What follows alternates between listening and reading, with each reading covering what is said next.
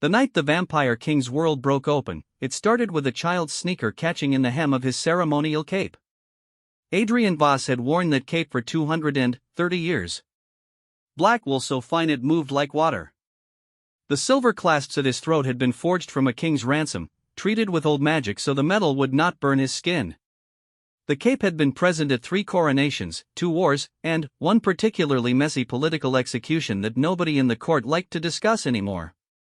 No one had ever touched it without permission. No one had ever dared. The court of Vethera was in full session that night. 240 vampires stood in the great throne room, lords and ladies in silk and bloodstone, lesser nobles pressed against the outer columns, and, at the very back, standing with their eyes carefully trained on their shoes, a delegation of 4 human ambassadors who had arrived that morning with a trade proposal and increasingly shaky nerves. The court had been mid-business. Sebastian Cross, Lord of the Northern Territories, was presenting his case for increasing the human blood tribute from the outer districts. Adrian was listening with the particular brand of stillness his court had learned to read like weather, the kind of stillness that meant he had already made his decision and was now simply allowing Lord Cross to finish speaking before he told him no. Then, the doors at the far end of the hall swung open. Not dramatically. Not with a bang. They just opened, and Captain Daniel Reed walked in with his jaw tightened, his eyes doing something they rarely did, which was look uncertain. Behind him, held firmly by the wrist by a young guard who clearly did not know what to do with her, was a child. She was small. Maybe 4 years old, maybe 5. It was hard to tell with children. Adrian had never been particularly good at reading their ages. She had dark hair cut bluntly at her chin, a blue winter coat that was too big for her and had seen better days, and red sneakers with cartoon rabbits on them. One of the sneakers was untied. She was looking around the throne room with enormous dark eyes. Not with fear. That was the strange thing. Every human who had ever been brought into the court of Vethera for the first time had shown fear, the sharp, animal kind, the kind that made the older vampires close their eyes and breathe through their noses. Even the young vampires showed a kind of careful deference that was its own version of the same thing. This child was looking at the throne room the way a child looks at a museum. Interested. Evaluating. Slightly disappointed by something she had not expected. The entire court had gone quiet. Captain Reed crossed the full length of the hall with the child walking beside him. He had let go of her wrist somewhere between the door and the midpoint of the room, apparently having decided that holding it was making him look worse rather than better, and now she was simply walking next to him, which Reed clearly found more unsettling than if she had struggled. Her untied sneakers scraped against the stone floor with every other step. "Your Majesty." Reed stopped at the appropriate distance and bowed. "We found her on the eastern grounds. Near the old iron gate by the forest road. She was alone. No adult in the vicinity. We have searched, there is no one." Adrian looked at the child. The child looked back at him. "Who does she belong to?" he said. His voice carried without effort in the stone room. It always did. "We don't know, Your Majesty. She hasn't said." Adrian looked at the child again. "What is your name?" The child tilted her head to one side. "Lily," she said. Her voice was small but clear, the way children's voices are when they have been raised by people who actually listen to them. "Lily what?" "Lily Chen." One of the human ambassadors at the back of the room shifted his weight. Adrian did not look at them. "Where are your parents, Lily Chen?" Something moved across the child's face. It was fast, and she controlled it faster than most adults could have, which told Adrian something. Children who learn to control their expressions that quickly have learned it because they had to. "My grandma Ruth died," she said. Matter of fact. The word died sat cleanly in the air, undecorated. "She said if she died I should find the tall man with the black coat and the silver pin on his collar." She looked directly at Adrian's collar, at the silver compass rose pin that had been his personal seal for 2 centuries. "She drew me a picture. You look like the picture." The court was so quiet that the candles were audible, their flame bending in the small draft that crept under the great hall doors. Adrian looked at the silver pin. He had worn it so long he had stopped seeing it. "Your grandmother told you to find me," he said. "Yes." "And she is gone." "Yes." The word was steady. The child had clearly already done her crying somewhere else, somewhere private, before she had put on her rabbit sneakers and come to find a vampire king in the middle of a forest in November. "She said you would keep me safe. She said you had to." A pause. "Because of Mama." "What was your mother's name?" "Elena. Elena Chen." The silence that followed had a different quality from all the silences before it. Adrian did not move. He was very good at not moving, vampires often were, but this was different from his usual stillness. This was the stillness of a man who has received news that rearranges something fundamental and has not yet decided what to do with that information. Elena Chen. He had not heard that name in 6 years. 6 years was nothing to a vampire. Less than nothing. An eye blink, a season. But 6 years ago, when he had heard it, it had not felt like nothing. It had felt, inconveniently, like quite a lot. "Elena Chen," he said, as if testing the shape of it. "She died," Lily said. "When I was a baby. Grandma Ruth told me about her." She reached into the pocket of her oversized coat and pulled out something small and gold. A locket, worn smooth from handling, from a small hand carrying it a long time. "She left me this. She said the man with the silver pin would know what it was." She held it out on her palm. No one in the court moved. The 4 human ambassadors had stopped breathing. Captain Reed had stopped breathing. Lord Cross had set his prepared speech down somewhere inside himself and was staring. After a moment, Adrian descended from the dais. It was 4 steps, but the court watched them the way courts watch significant things, absorbing every detail, filing every micro-expression away for later discussion in quieter rooms. He walked across the remaining distance until he was standing before the child, who tilted her head back to look up at him without flinching. He was 6'2". She came to approximately his knee. He crouched down. Up close, her eyes were very dark black-brown, the kind of dark that seemed to hold light rather than reflect it. Elena's eyes had been exactly that color. He had noticed them the first time he met her, in a hospital corridor in the city, in the middle of an arrangement between his court and the human medical establishment that he had insisted on handling personally. Elena Chen had been a doctor. Young, serious, working too many hours, and entirely unimpressed by the Vampire King's political importance when it got in the way of her patients' care. He had found it bracing. He had not expected to. The locket in the child's palm was gold. Small. He recognized it because he had given it to Elena in the last month they had spent together, before she disappeared, relocated by her family, he had eventually discovered through his own channels. Her family had not known exactly what he was, but they had suspected enough, and they had not approved of whatever they suspected. "May I?" he asked. Lily put the locket in his hand without hesitation. He turned it over. On the back, engraved small, AV. His initials. He had put them there as a joke, in the old-fashioned tradition of such things, and Elena had rolled her eyes at him and laughed, and he had kept that sound somewhere he did not often go. He opened it. Inside, a tiny photograph on one side. Elena, laughing, caught mid-sentence, her hair escaping whatever she had tried to do with it. On the other side, a lock of black hair so fine it could only have come from a newborn. Lily's hair, presumably. When she was new. He looked up at Lily. At her eyes, which were Elena's entirely.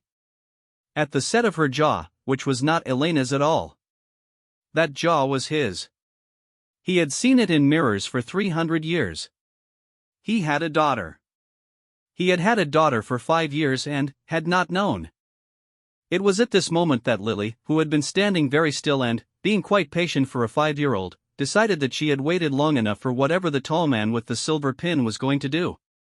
She reached out and took a handful of his cape. It was such a small hand. The knuckles were slightly red from the cold outside. The cartoon rabbit on her sneaker had a little embroidered nose. "Daddy," she said. The word hit the stone walls of Vethera and bounced back and rang out into every corner of the great hall. 240 vampires had stopped breathing. The 4 human ambassadors had stopped breathing. Captain Reed had stopped breathing. Lord Sebastian Cross, who had been mid-sip of the wine he had poured himself during the proceedings, put his glass down very carefully on the stone railing beside him. The sound of it was very small in the enormous silence. Adrian Voss, King of Vethera, master of 3 territories, survivor of 5 wars and 14 political upheavals and the kind of darkness that had no poetry in it, looked at his daughter for the first time. Something happened to his face. The court would later argue, in whispers, about what exactly it was. Some said he looked afraid. Some said he looked like a man who has just been told he is dying. Some said, and these were the older ones, the ones who had known him the longest, that he looked, for just a second, like a man who had been handed something he had stopped believing existed. Like a man who had been given something back. Clara Holt, his chancellor, who had stood at his right hand for 100 years and had long ago catalogued every expression Adrian Voss had ever made, was quiet for a long time afterward when people asked her what she had seen at that moment. "He looked young," she said, finally. "Just for a second. He looked very young." He did not announce anything that night. He rose from his crouch and said, in the voice that ended discussions, "The session is concluded. Lord Cross, your petition will receive my written response within the week." Then, he looked at Captain Reed. "Take Lily to the Blue Guest Suite. Assign Sophie Hale to attend her. See that she has food." A brief, assessing look at Lily's coat. Warm food. And appropriate clothing. "Your Majesty," Lord Cross began. "Concluded," Adrian said.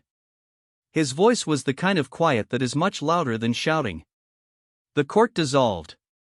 Not quickly, that would have looked like panic, but purposefully, the way trained courtiers exit when they understand that they are no longer required and that lingering will not be rewarded.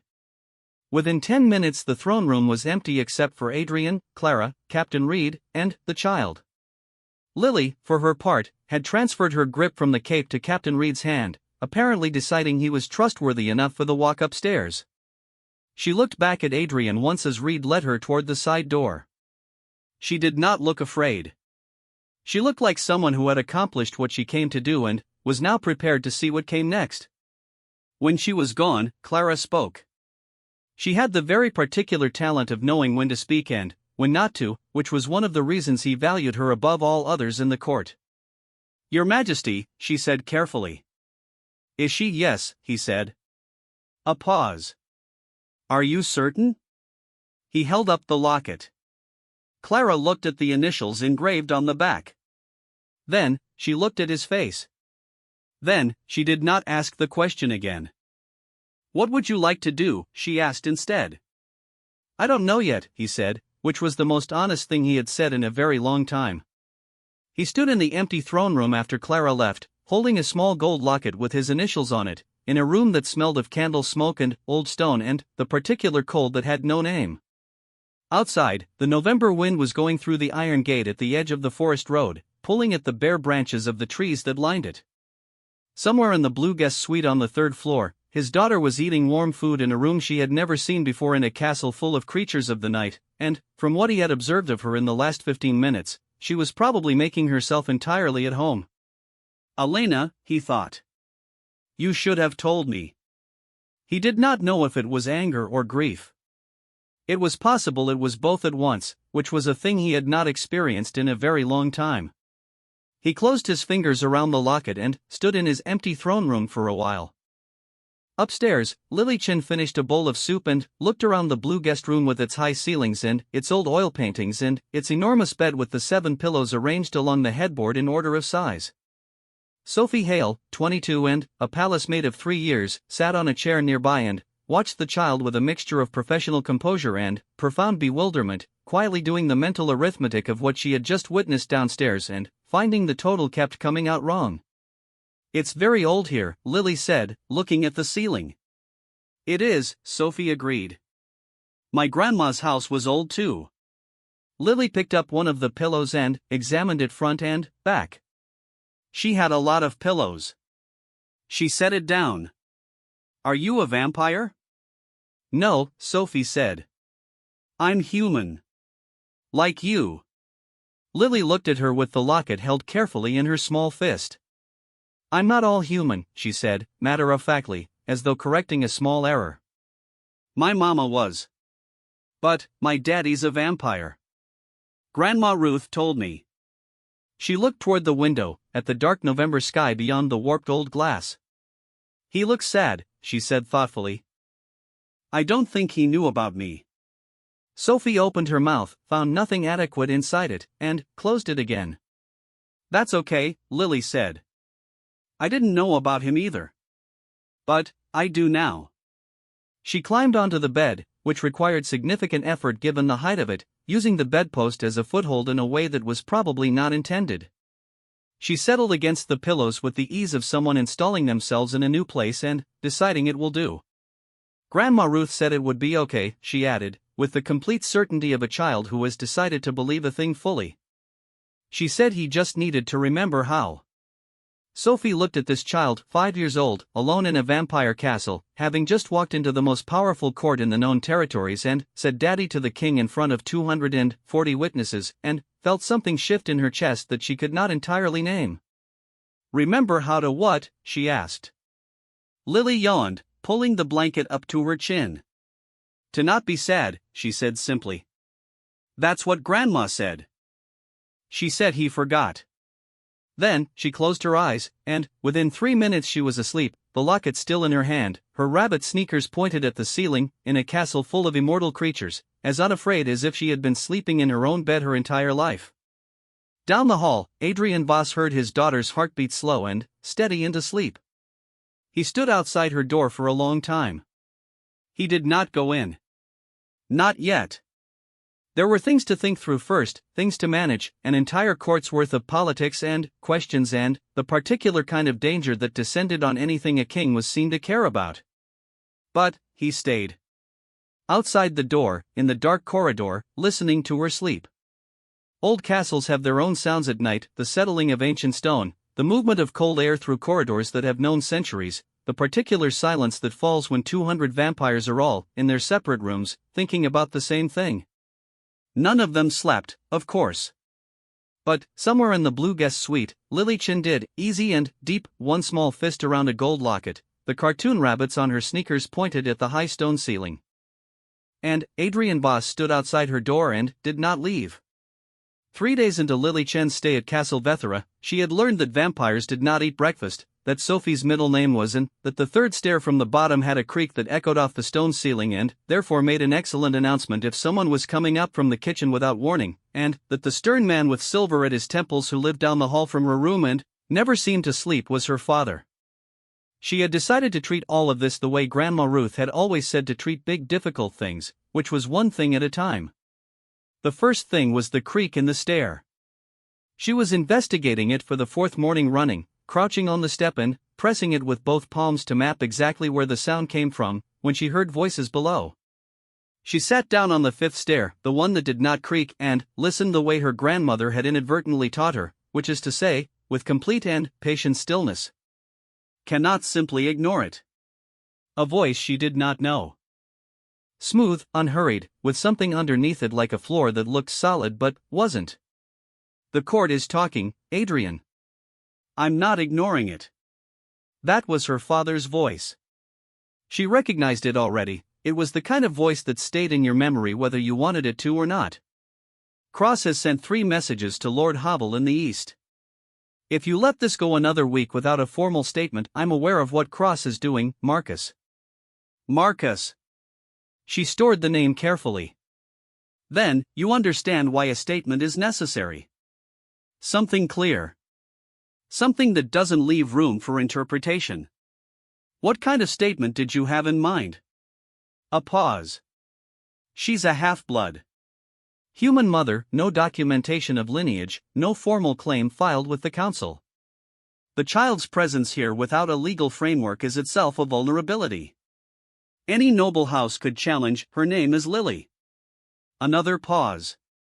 This one had a different quality from the first. I know her name, Marcus said. Then, use it, Adrian said. His voice was still level. That was the thing she was beginning to understand about him, the level voice was not calm. It was the opposite of calm, worn so consistently that it looked the same.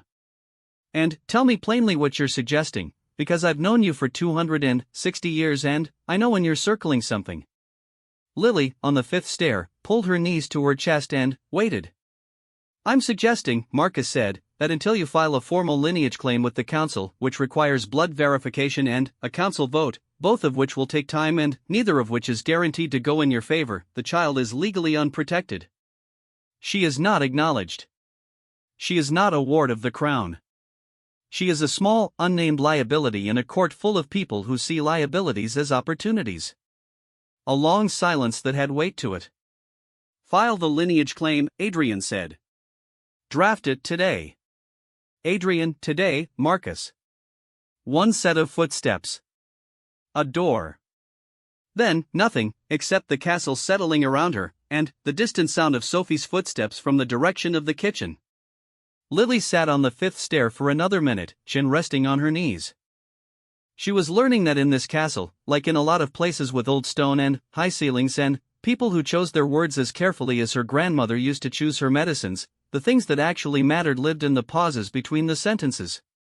She went down to the kitchen for her breakfast. Adrian Voss had not taken a proper meal in 4 days.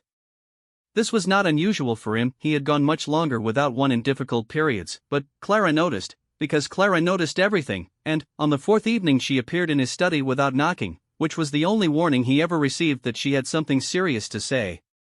You need to eat, she said. I know. Not in 3 weeks. Not when the politics settles. She set a glass on the corner of his desk. He did not look at it. Tonight. He was looking at the locket. He had been looking at it, on and off, for 4 days, which was not something he would have admitted to anyone except Clara, and only to Clara because she already knew without being told. What was she like? Clara asked. He looked up.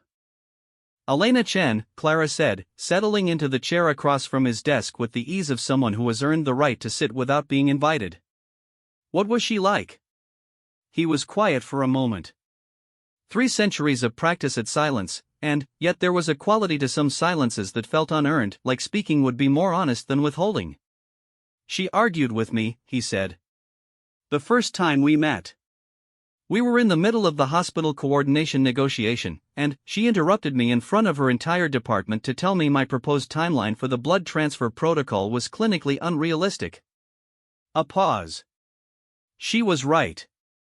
You liked her because she was right.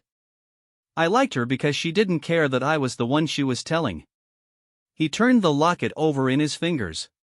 She was one of those people, rare people, who have a very clear idea of what matters and organize themselves entirely around that.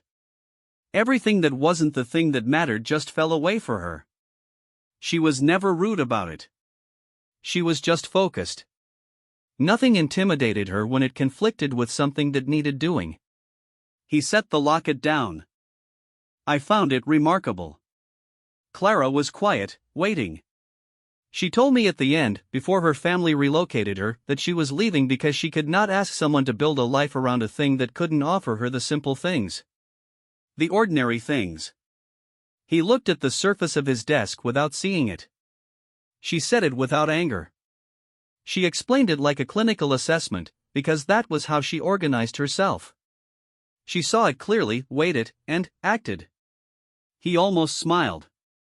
Just barely. That was very her. She was pregnant when she left, Clara said. She didn't know. Or she had only just found out and thought she was making a clean exit. He picked up the locket.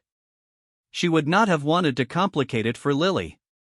She would have looked at the situation with that same clear focus and decided, simpler is better. Cleaner is better. Keep moving. He turned it over. She was protecting her. And, Ruth Chen, the grandmother, she knew who you were. Eventually. Elena must have told her, after enough time had passed. And, Ruth kept the locket. Kept the information. Raise Lily to come here if anything happened to her. He looked at the closed study door, beyond which, somewhere in the blue guest suite, Lily was probably interrogating Sophie about vampire anatomy with the same focused thoroughness she seemed to apply to everything. Ruthchen spent 5 years preparing a 5-year-old child for this castle. She must have been an extraordinary woman. Like her daughter, Clara said. He did not answer that. But, he reached across the desk and picked up the glass she had left. Clara was almost at the door when he spoke again. The lineage filing, he said. How is Marcus handling it? She stopped. Her back was to him and she took a moment before answering, a moment he recognized, because he had learned her silences as well as she had learned his. He filed it, she said. But, he also met privately with Lord Cross 3 days ago. Before you made your position clear. He set down the glass. How private, he said. Private enough that I had to work to find out about it, Clara said. Which is its own answer. In 400 years of Castle Vethera's existence, 3 of its kings had been brought down by brothers. Adrian Voss knew this. He had known it long enough that it was no longer a fear, exactly, it had become something more like a familiar landscape, a terrain he knew the exact contours of, every slope and hidden drop. Keep watching, he said. I always do, Clara said, and left. The blood verification, in official court terminology, was a lineage confirmation by ancestral mark, a process involving a court physician, 3 noble witnesses, and approximately 30 seconds of practical work that any experienced practitioner could have completed in a backroom. But courts required ceremony, and ceremony required witnesses, and so it was done with the full official weight that such things demanded. Lily sat on the medical examination table in Dr. Vera Shand's chamber and watched the preparations with the kind of alert, evaluating attention that Vera had noticed was simply the child's default state. She did not fidget. She watched. Vera Shand, court physician for 140 years, practitioner with a manner calibrated specifically to be efficient and non-alarming, explained the process while she worked. We take a very small blood sample, Vera said. It won't hurt very much. Like a finger prick? Lily said. She had clearly had one before. In school they tested for iron. Exactly like that, Vera confirmed. Adrian stood against the far wall. He had positioned himself there rather than closer, partly because of the 3 noble witnesses arranged formally along the right side of the room, and partly because something in him did not want Lily to see his face during this particular moment. He already knew what the result would be. He had known from the moment he had seen her jaw, from the moment she had looked at him with Elena's eyes set into his own bone structure. His body understood the truth of it at a level older and more fundamental than any verification process. But the court required documentation. The court always required documentation. The finger prick was administered. Lily said, "Ow." "It's okay," in the tone of someone reassuring the doctor rather than the other way around. The sample was applied to the verification medium. Dr. Sean stepped back. The medium changed color. Dark blue, which indicated vampire lineage. Then, gold, running through the blue in a clear seam, which indicated partial human origin. Confirmed, Vera said, and her voice was professionally even. Paternal vampire lineage present. Maternal human origin confirmed. The child, she checked her notation. Lily Chen is a verified half-blood of the Voss ancestral line. The 3 noble witnesses looked at Adrian. Adrian looked at Lily, who was looking at her finger, pressing the small pad where the prick had been made. She glanced up, found him looking at her across the room, and said, "Does this mean I'm really your daughter?" "Like, officially?" "Yes," he said. "Officially." She seemed to absorb this fully. "Then, do I still have to go to bed at 8? One of the noble witnesses coughed into his hand. "We'll discuss the schedule," Adrian said. Grandma Ruth always said 9 was more reasonable, Lily informed him, with the tone of someone who has identified a negotiating window and intends to use it properly now that her position has been officially confirmed. Dr. Vera Shan, who had served the Vampire King for 60 years and had never once, in all that time, seen him at a loss for a response to anything, very carefully did not smile. Adrian looked at his daughter, officially his daughter, documented and verified, witnessed and recorded, and felt something occur in his chest that had no clinical term and would not have been improved by trying to assign one. 8:30, he said. Lily considered this with visible seriousness, weighing it. Okay, she said, with the air of someone making a temporary concession while reserving the right to revisit. The danger came on the 7th night. Lily had been having trouble sleeping.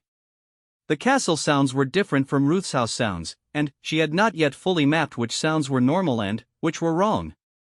At 2 in the morning she woke to footsteps that were not Sophie's and a cold draft from the door she was certain she had closed before getting into bed. She lay still. Ruth had taught her that too: when you don't know what something is yet, keep still and find out. The figure that came into the room was not Sophie and was not her father. It moved with a particular carefulness that Lily, even at 5, recognized as the carefulness of someone trying very hard not to be noticed, which was different from simply being quiet, and she understood the difference. She kept her eyes mostly closed. Slowed her breathing to the pace and pattern of deep sleep, a skill she had refined during Ruth's afternoon rest periods when she wanted to stay up longer and had known better than to make it obvious. The figure stood at the foot of her bed. In her fist, the locket was warm. Then, from the doorway, a different presence entirely. She felt it before she heard it, which was the strange thing. A change in the quality of the air in the room, like the pressure shift before a storm. Marcus. Adrian's voice was very quiet. Very level. Both at once. She had learned those two things together meant something specific. The figure at the foot of her bed went completely still. Just checking on her, Marcus said pleasantly. The same smooth, unhurried voice from the staircase conversation. Brotherly concern. Nothing more. Leave, Adrian said. A pause that stretched just long enough to make a point. Then, the figure moved. Footsteps, retreating down the corridor. Growing fainter. Then, nothing. Then, the particular silence that meant Adrian was still in the doorway. She opened her eyes. He was standing there, looking into the room. She could not make out his expression clearly in the dark, but she could see the shape of him, tall, still, the silver pin at his collar catching the faint edge of light from the corridor behind him. I was awake, she said. I know, he said. She sat up, blanket pulled around her. Is Marcus bad? A pause. He's complicated. Grandma Ruth said complicated people are usually just scared, Lily said, with the matter-of-fact delivery of someone reciting something they have heard enough times that it has become a fact about the world. Silence settled between them. She was wise, Adrian said finally. It came out quietly, like something meant more for himself than for her. Yeah. Lily looked at the locket in her hand. Are you scared? The longest pause yet. Of some things, he said. It sounded like it cost him something to say it. Like a door he had to choose to open. She thought about this, turning it over. Me too, she said. I was scared to come here. But, Grandma said it was the right thing. She looked up at him across the dark room. Was it? He crossed the room and sat down on the edge of her bed. It was the first time he had done that, come fully into the room, sat down close to where she was. She noticed. She noticed everything. Yes, he said. It was. She leaned sideways until her head was resting against his arm. He went very still, the way people go still when they are afraid that moving will end something. But he did not pull away. They sat like that in the dark castle for a while, neither of them talking, which was a different kind of thing from silence. It was the kind of not talking that is its own form of saying something. Outside, November was turning toward December. The forest beyond the iron gate was black and bare, every branch stripped clean. Somewhere down the corridor, Marcus Voss was doing whatever complicated and scared people do when they realize that a small girl in rabbit sneakers has, simply by existing, changed the shape of everything they had planned. Inside, Adrian Voss sat in the dark beside his daughter and did not leave. And Lily Chen, who had been afraid of the journey here but had come anyway because her grandmother had said it was right, held the locket and felt, for the first time since Ruth had died, that she was somewhere she was supposed to be. The morning after, Sophie found Lily in the corridor outside the study, sitting cross-legged on the cold stone floor with a piece of paper and a pencil, drawing something with considerable concentration. "What are you drawing?" Sophie asked. Lily held it up. It was a house, a very tall house with towers, surrounded by trees, with two figures in front of it. One very tall with a small triangle of a cape. One very small with circles on its feet that were apparently meant to be sneakers. "Home," Lily said. Sophie looked at the drawing for a moment. "It's very good," she said carefully. Lily looked at it herself, evaluating. "The towers are wrong," she said.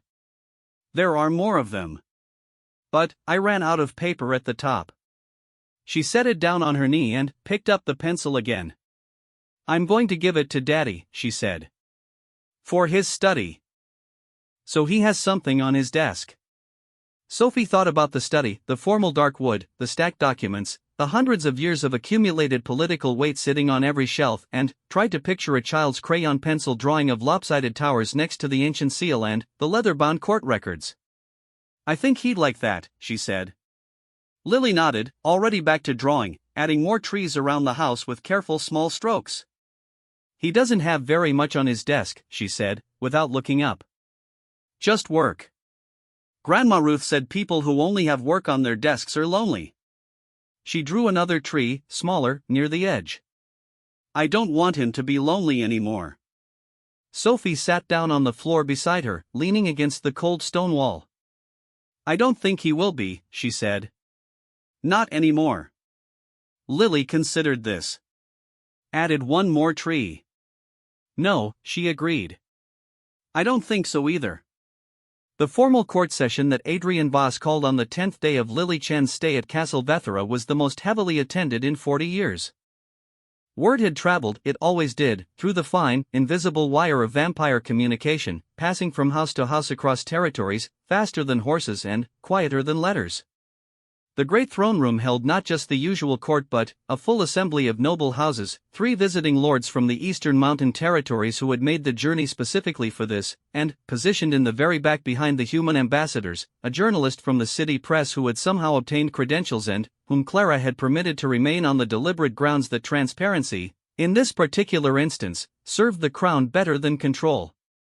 The human ambassadors were back as well, their trade proposal apparently set aside in favor of witnessing something they had clearly decided was historically significant. Sebastian Cross arrived in his full formal robes and positioned himself center-left near the front, the place that communicated importance without presumption, exactly close enough to be counted as someone who mattered. He had the bearing of a man who had spent the last 10 days preparing arguments and found them satisfying. Marcus Voss stood to the right of the dais. His face was arranged into the composed, neutral expression he wore when he had decided something, which was either the posture of a man who had accepted a situation or of a man who had simply moved his intentions to a longer, quieter timeline. Clara Holt, at her station to the left of the throne, had not slept. She had the particular clarity of the sleepless that manifested not as fatigue but as a very sharp, precise attention to every person in the room simultaneously. And Lily Chen sat in a chair to the left of the throne. The chair was too big for her, her feet did not reach the floor. It was upholstered in dark velvet and had been selected from the formal furniture because everything else in the throne room was either too ornate, too obviously a secondary throne, or too large to make a child look like anything other than an afterthought. Sophie had altered a dark blue dress overnight, working by candlelight with the castle seamstress, and Lily's hair was in 2 neat sections. The locket sat at her collar, visible. Her rabbit sneakers were on her feet. She had been firm about the sneakers.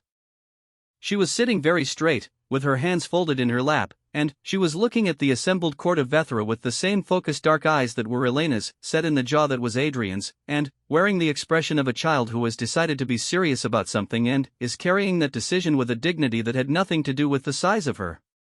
The court was looking back. It was the court that looked away first. Adrian entered from the side door and took the throne without ceremony, without the procession, without the formal announcement, without any of the theatrical gravity that courts use to remind everyone of the order of things. He sat. The room settled into the particular quality of attention that his presence commanded, the way a compass needle settles toward north. "I have called this session to address one matter," he said. His voice went to every corner of the room, as it always had, as it always would. "The formalization of the lineage of Lilich and Voss." The new name Voss moved through the assembled court like wine through long grass. "Blood verification was completed 6 days ago in the presence of 3 noble witnesses," he continued, and his voice did not change, did not waver, did not soften for the significance of what he was saying. "Documentation has been filed with the council registry. The child is verified as my daughter by blood and is formally acknowledged as such by my own declaration before this court." He looked at the assembled 200. "She will be known as Lily Voss. She is under the full protection of the crown. Any challenge to her status is a challenge to mine. I will treat it as such." He stopped speaking. For approximately 4 seconds, the throne room held its breath as completely as it was possible for 240 people to hold anything. Then, Sebastian Cross moved forward one deliberate step. Just one. But it was measured, and it was meant, and the room registered it. "Your Majesty." His voice was respectful in tone if not in intent, which was a skill he had spent 2 centuries perfecting. "The court congratulates you on the discovery of your daughter." A precise pause. "However, the matter of lineage status for half-blood individuals is governed by Council Protocol 14, which requires a full council vote before formal crown acknowledgement can be considered legally binding. With the greatest respect, Protocol 14, Adrian said, applies to cases where lineage is in dispute." "I am not disputing it. I am declaring it. These are different legal instruments operating under the same protocol, as any thorough reading would clarify." A visible hesitation. Cross had prepared for several responses, that specific one was not among them, which told Adrian that Cross kept advisors who were diligent but not quite thorough enough. "The broader concern," Cross continued, finding his footing again, "is one of precedent. A half-blood in a crown lineage position raises legitimate governance questions that the noble houses have a right to raise. The integrity of the succession, the noble houses have the right to raise governance questions through the formal petition process," Adrian said. "My written response will be issued within 30 days of receipt." He looked at Cross without particular expression, without heat or urgency, which was worse than either. "I encourage all who have concerns to make use of that process." This was, everyone in the room understood, not a promise of favorable weight given to those petitions. Cross looked at his prepared position and found it less stable than it had seemed from the outside of this room. "The child's safety," Marcus said, from his position to the right of the dais. His voice was smooth and measured and calibrated to sound like genuine concern, which was the best kind of opposition, the kind that wore a helpful face. Surely that's the primary consideration here. A young child, half-blood, in a court environment, there are those who might view her situation as a vulnerability, as an opportunity. "Has your Majesty fully considered whether the court is the appropriate?" "Yes," Adrian said. A beat. "I've considered it," he said. "The conclusion is that the court becomes appropriate by choosing to make it so. The child is my daughter. She is protected because I say she is, and because anyone who tests that protection will find the consequences considerably disproportionate to whatever they imagined they might gain." He looked at Marcus directly. It was the kind of look that had 260 years of a specific and complicated relationship compressed behind it, like pressure behind glass. "This is not a discussion. It is a declaration." Marcus held his gaze for one measured moment. Then, he inclined his head, fractionally, and stepped back. From her chair, Lily had watched all of this with the same still, focused expression. She watched her father on the throne, at the set of his jaw, at the silver pin at his collar, at the way the entire room seemed to organize itself around whatever he decided, the way everything near something with enough gravity will organize itself around it. She looked at the court looking at her. She thought about Grandma Ruth, who had spent 5 years drawing pictures of a man Lily had never met and telling stories about a mother she had not known long enough to remember, who had packed a coat too large for her and a locket worn smooth and pointed her toward a forest road on a November evening and said, "Go. Be brave. He just needs to remember." She sat very straight, feet not reaching the floor, hands folded in her lap. She did not look away from the room that was looking at her. It did not resolve cleanly. Important things rarely do. Petitions came. Cross filed 3 within a week, Havel in the East filed 2, and a lesser lord whose name would not survive the decade filed one so procedurally flawed that Clara returned it with a note that was technically polite and practically devastating. There were private negotiations and carefully worded letters and 2 meetings that lasted past midnight, in which Adrian was thorough and unyielding and offered no flexibility on the central question, only on questions that did not matter. And there was the conversation with Marcus. It happened 2 days after the formal session, in Adrian's study, with no witnesses. What was said in that room stayed in that room. But Marcus left the study 2 hours later with the expression of a man who has completed a thorough inventory and found the shelves considerably less full than he had believed when he walked in. The following week he announced his intention to personally oversee the administrative affairs of the Western Territories, a role that was legitimate, appropriate, and conveniently located at the furthest point from the main castle that still fell within the kingdom's borders. He departed with correct formal courtesy and an appropriately composed face. Clara, when informed, allowed herself 3 full seconds of visible relief. Then, she straightened her documents and moved on. Lily adapted to castle life with an efficiency that should not have been possible for a 5-year-old and yet somehow was not surprising once you had spent any time with her. Within 2 weeks she knew the name of every guard on the night rotation. She had correctly identified which kitchen staff would yield to negotiation regarding second helpings of bread and which held firm regardless of approach, and had allocated her persuasion efforts accordingly. She had developed a thorough independent understanding of the creek system across all 3 main staircases.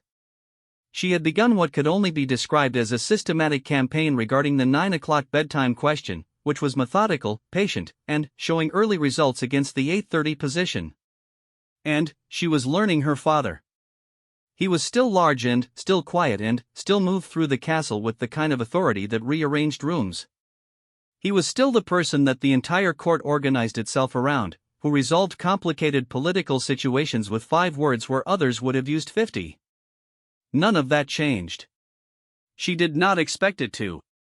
But he also appeared in the library doorway at odd hours when she was in there and asked what she was reading in a way that made clear he intended to have an actual conversation about it. He knew where her room was in the dark without needing to look. He appeared, without announcement, without the formal trappings of a king checking in on a subject, when something was slightly wrong in the way that only someone who had been paying close and consistent attention would notice anything was wrong. He appeared.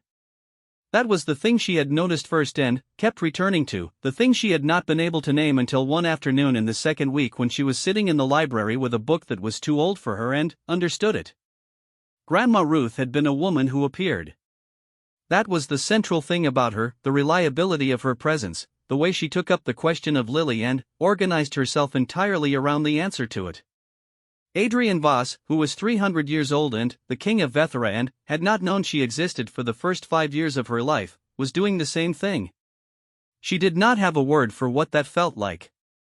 She was 5, and her vocabulary for complex emotional states was still being built. But she held it, the way she held the locket, as something true, something worth carrying carefully. On the 14th day, he came to the library in the late afternoon and found her at the wide reading table with a book that was entirely too advanced for her age. She was working through it by looking at the maps and illustrations with the focused expression of someone extracting everything available from the resources at hand and not being troubled by the gap. He sat across from her. She looked up. "That book is about the Vethera Wars," he said. "The 3rd and 4th centuries. There are battles," she said. She turned the book to show him the illustrated campaign map, rivers marked in faded blue ink, territories shaded in colors that had gone soft with age. "Were you there?" He looked at the map. "Some of them." She absorbed this with the seriousness she gave to most information. "Did you win?" "Some of them." Grandma Ruth said it's okay to lose things if you tried hard, and it was for the right reason, Lily said, with the tone of someone reciting something they have decided to keep. He was quiet for a moment. Outside the library windows the December afternoon was fading early, the way winter afternoons do, pulling the light down behind the tree line. She was right about that, he said. Lily turned the map back toward herself and looked at it. Then, without looking up, "Are you sad about my mama?" The library held the question without bouncing it back. "Yes," he said. She nodded, as though this confirmed something she had needed to verify. "Me too," she said. "Even though I didn't really know her. Sophie says that's normal. She says you can miss people you didn't get enough time with." Sophie is right. She was a doctor, Lily said. Mama. She helped sick people. She touched the locket at her collar. "I think I want to be a doctor too. Or possibly a vampire king." She considered this with genuine open-mindedness. "I haven't decided yet." Something happened to Adrian's face. It was the same thing that had happened in the throne room on the first night, that brief, open, unguarded thing that his court had spent 10 days quietly arguing over in the corridors. This time there were no witnesses. Just the library, the afternoon going amber at the windows, the old map between them. "Both seem entirely viable," he said. She looked up at him with Elena's eyes. "Daddy," she said. She had begun using the word with increasing ease, "the way you begin using a door you were afraid of and, then, realize it opens normally. Will you read it to me? The battle parts?" He looked at the book. Then, at her. He reached across the table and turned the book to face him. He read to her about the Vethra Wars, the long campaigns and the losses and the things that had been won at costs that were still, centuries later, being paid in some form, while the afternoon light moved slowly across the library floor in long amber rectangles, and Lily Chinbas sat across from him with her chin in her hands and listened with her whole self, the way children listen when they have been raised by people who always showed up, who always sat down, who always gave their whole attention to the small and serious questions. The drawing appeared on his desk on the 15th day. He found it when he came in from the morning's council correspondence, a piece of paper covered in pencil, slightly smudged where a small hand had moved across it. A tall house with towers, more towers than the drawing could properly contain. Trees all around it. 2 figures in front, one very tall with a triangle of a cape, one very small with careful circles on its feet. At the bottom, in the large uneven letters of a child still learning them, "Home." He stood at his desk for a long time, holding it. Then, he moved the formal seal to one side and the stacked correspondence to the other, and he set the drawing in the center of his desk where the light from the window fell on it, and he left it there. Clara, coming in an hour later with the day's documents, saw it. She set the documents down, looked at the drawing, and then looked at him. She did not say anything. She did not need to. That evening, after 8:30 and, well before 9, which was to say, within the terms they had negotiated and currently held, Sophie came to Clara with a small report. "She's asleep," Sophie said. "The sneakers are by the door. The locket's on the nightstand." A pause. "She said something when I was braiding her hair. She said, 'I think Daddy is going to be okay. He just needed to remember.'" Clara was quiet for a moment. "Remember what?" she asked, though she thought she already knew. "I asked her that," Sophie said. "She said, to not be sad. That's what Grandma always said. She said he forgot how to not be sad, but that's okay, because some things you can remember again if someone helps you." Sophie looked at the corridor. She said she was going to help him. Clara passed this along to Adrian the next morning because she had decided, after 40 years, that he could handle it. He read it twice, standing at his desk, in the winter morning light. Then, he folded it carefully and put it in the same pocket where he kept the locket, because some things you keep close. He looked out the window at the December morning, frost on the iron gate at the edge of the forest road, heavy and white, the bare trees standing very still in cold air.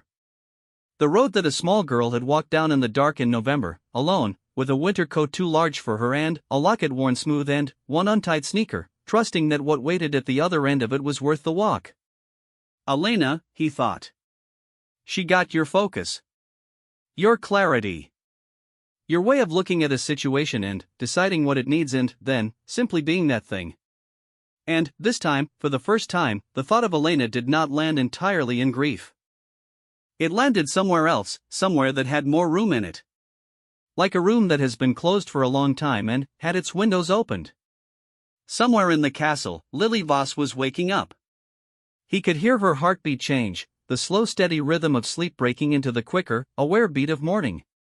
He heard her move, heard the particular sounds of a child getting up, the small thump of feet finding the floor, the shuffle of the rabbit sneakers being located and put on. The castle was cold in December. The stone held cold the way it held everything, completely, for a very long time. He went to see about breakfast. Not because there was anything for him to eat there, but because his daughter was awake, and she was 5, and she had walked down a dark forest road in November to find him, and she had sat in a too large chair in front of 240 vampires without looking away, and she had put a drawing on his desk with the word home at the bottom, and she had decided, with the same focused, organized certainty that her mother used to bring to every decision that mattered, that he was going to be okay. He walked down the corridor toward the kitchen. From behind the kitchen door he could already hear her voice, clear, small, entirely assured, negotiating with the morning kitchen staff about whether the bread that came with breakfast counted as the bread or whether there was a separate bread situation available. He stopped outside the door. Listened. The kitchen staff, to their credit, were holding firm. He opened the door. Lily looked up from the table where she was sitting, very straight, with her hands folded in front of her in the manner of someone conducting serious business. When she saw him, the serious business expression adjusted itself into the particular kind of gladness that children have not yet learned to make smaller or more contained. "Daddy," she said. "Tell them about the separate bread." He looked at the kitchen staff, who were trying very hard to maintain their position while visibly aware that the terrain had just shifted. "There is," he said, "a separate bread situation." The kitchen staff yielded with the grace of those who understood when a negotiation had reached its natural conclusion. Lily turned back to the table with the satisfied expression of someone whose point has been vindicated by the highest available authority. Adrian Voss sat down at the kitchen table, the same kitchen table where the staff ate, the one that had nothing formal about it, the one that had rings from cups and scratches from years of ordinary use, and sat across from his daughter while she ate her breakfast and told him about a dream she'd had about the battle map from the library and whether she thought the 3rd century commander had made the right tactical decision at the river crossing, an assessment she had formed independently and with considerable confidence. He answered her seriously, as she deserved. Outside, December was settled hard over the castle and the forest and the long road that led away from the iron gate.